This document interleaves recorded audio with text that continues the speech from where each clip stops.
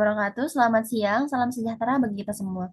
Pertama-tama, marilah kita panjatkan puji syukur kehadirat Allah Subhanahu wa Ta'ala karena atas rahmat dan karunia-Nya kita dapat berkumpul di sini dalam keadaan sehat. Pada kesempatan ini, kami akan menyampaikan hasil presentasi dengan topik keanekaragaman dan kualitas ikan di pasar tradisional Kebon Roe dalam mata kuliah Teknologi Hasil Perikanan. Yang terhormat Ibu Dr. Salnida Yuniarti Lumbesi, SPI, MSI, selaku dosen pengampu mata kuliah Teknologi Hasil Perikanan, kami ucapkan terima kasih atas kesempatan yang diberikan kepada kami untuk memaparkan materi ini. Semoga apa yang kami sampaikan dapat menambah wawasan dan bermanfaat bagi kita semua. Selanjutnya, di sini saya akan membacakan latar belakangnya. Ikan adalah hewan vertebrata berdarah dingin yang hidup di air, bernapas menggunakan insang, serta bergerak dengan sirip. Tubuh ikan umumnya dilapisi sisik dan dilindungi oleh lendir untuk mengurangi gesekan saat berenang. Ikan berkembang biak terutama dengan bertelur opipar, meskipun ada juga yang beranak, pipipar atau opopipipar. Selanjutnya akan dijelaskan oleh Astrid Nilantika. Kepadanya dipersilahkan. Baiklah, terima kasih kepada moderator. Di sini saya akan menjelaskan tentang pengumpulan data. Pada tanggal 6 September 2025, kami telah melakukan survei ke lokasi, yaitu di Pasar Kebun Roek, untuk melihat ketersediaan hasil laut yang dijual oleh pedagang setempat. Berdasarkan hasil survei yang telah kami lakukan, ditemukan berbagai jenis komoditas perikanan yang dipasarkan, yaitu ikan kerapu, ikan ketamban, kepiting bakau, dan ikan baronan. Keberadaan beragam hasil laut tersebut menunjukkan bahwa pasar Kebun Roe merupakan pusat perdagangan penting yang mampu menyediakan kebutuhan pangan laut segar bagi masyarakat.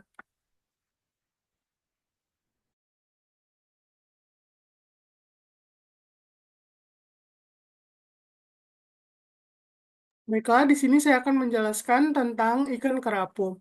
Ikan kerapu adalah salah satu jenis ikan laut yang termasuk dalam famili Serranidae, yang dikenal luas sebagai ikan konsumsi bernilai ekonomis tinggi. Ikan ini memiliki bentuk tubuh agak memanjang dengan mulut besar, rahang kuat, serta gigi yang tajam. Memudahkannya memangsa ikan kecil, udang, atau hewan laut lainnya. Ciri khas kerapu adalah warna tubuhnya yang bervariasi, biasanya kecoklatan, abu-abu, atau kehijauan dengan bintik-bintik di seluruh tubuh. Observasi yang kami lakukan, wadah penyimpanan ikan tidak bersih atau tidak sanitasi. Penyimpanan ikan dialasi dengan tarpal, ikan ditumpuk dan dicampur dengan jenis ikan lainnya. Daging ikan masih segar dan cukup keras, mata ikan masih jernih, insang masih berwarna merah, dan isi perut masih aman beserta struktur tubuh ikan cukup keras. Nah, selanjutnya di sini saya akan menjelaskan tentang ikan katamban. Ikan katamban adalah salah satu jenis ikan laut yang banyak ditemukan di perairan tropis, termasuk perairan Nusa Tenggara Barat. Ikan ini biasanya hidup berkelompok di perairan dangkal maupun agak dalam dengan dasar laut berpasir atau berbatu. Katamban memiliki bentuk tubuh memanjang, sisi berukuran sedang, dan warna tubuh yang umumnya perak keabu-abuan dengan kilau cerah sehingga mudah dikenali. Selain itu, ketaman juga sering dijual di pasar tradisional sebagai ikan konsumsi karena rasanya yang gurih, kandungan gizi yang tinggi, dapat diolah dengan berbagai cara seperti digoreng, dibakar, maupun dijadikan bahan olahan ikan. Observasi lapangan yang telah kami lakukan yaitu warna tubuh perak mengkilap, bagian punggung agak keabu-abuan, perut putih keperakan, mata masih jernih, bening, dan menonjol. Sisik melekat kuat, utuh berkilau, permukaan tubuh licin dengan lapisan lendir tipis alami. Insang masih berwarna merah, yang menandakan bahwa ikan itu masih segar. Daging masih kenyal, padat, dan tidak mudah hancur saat ditekan. Aroma yaitu berbau khas ikan laut segar dan tidak berbau busuk. Saya kembalikan kepada moderator. Baik, di sini selanjutnya saya akan menjelaskan tentang ikan baronang. Ikan baronang adalah ikan laut yang banyak ditemukan di perairan tropis, termasuk perairan Indonesia. Ikan ini biasanya hidup di dasar laut atau dekat terumbu karang dan sering bergerombol. Tubuhnya memanjang dengan sisik halus dan permukaan tubuh licin, berwarna keperakan dengan corak gelap di punggung.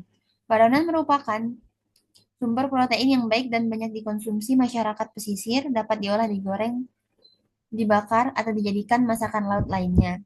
Selain bernilai ekonomi, ikan ini juga berperan dalam ekosistem laut sebagai pemakan plankton dan organisme kecil, membantu menjaga keseimbangan lingkungan. Selanjutnya, observasi lapangan yang telah kami amati yaitu warna tubuh pada ikan perak dengan sedikit corak gelap di bagian punggung. Kilau tubuh mulai berkurang. Dari segi mata, tidak terlalu bening, sedikit keruh tetapi masih menonjol. Dari sisiknya beberapa ada yang mulai rontok.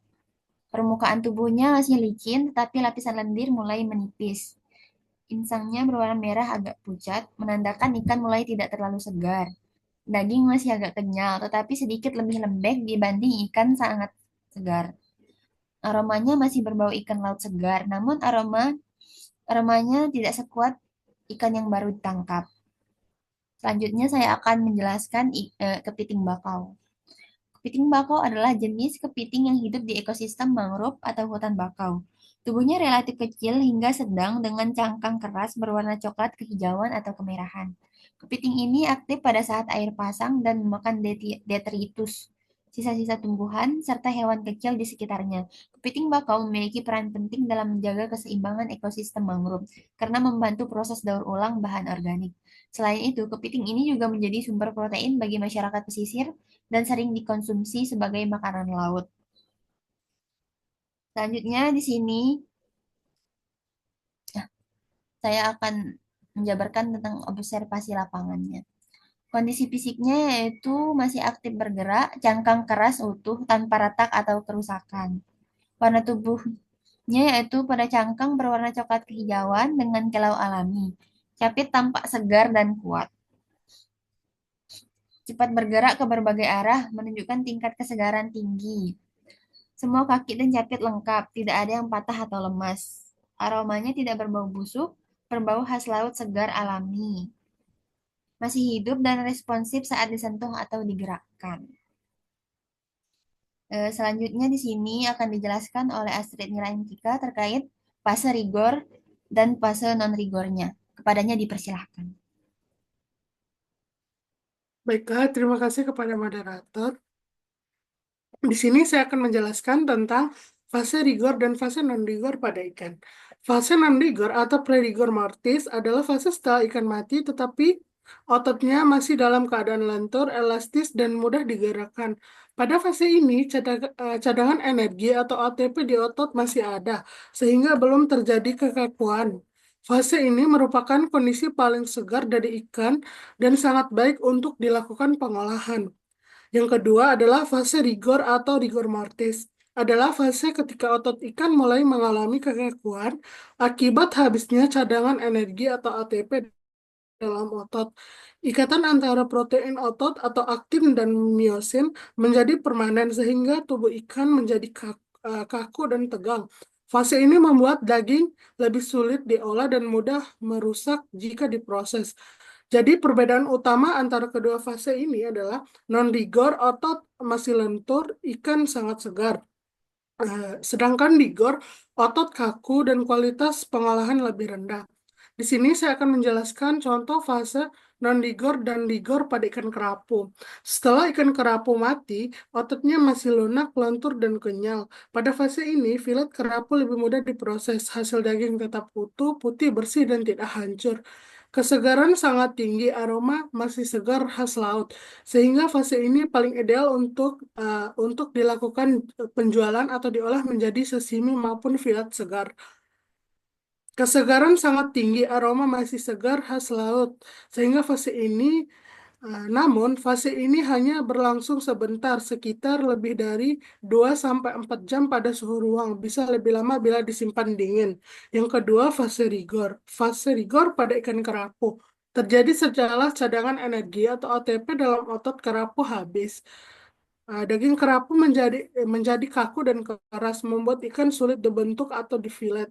Jadi dipaksakan diolah saat fase rigor, dagingnya mudah patah, pecah, atau rusak saat dimasak. Pada kerapu besar, fase rigor ini biasanya berlangsung lebih lama karena massa otot lebih banyak sehingga pendinginan harus optimal untuk menjaga kualitas. Sekian yang saya dapat sampaikan. Terima kasih. Saya akan kembalikan kepada moderator. Baiklah, demikian presentasi yang dapat kami sampaikan. Kami menyadari bahwa penyampaian ini masih jauh dari sempurna. Oleh karena itu, kami sangat mengharapkan kritik dan saran dari ibu dosen serta teman-teman sekalian untuk perbaikan di masa mendatang. Akhir kata, kami ucapkan terima kasih atas perhatian dan partisipasinya. Wassalamualaikum warahmatullahi wabarakatuh.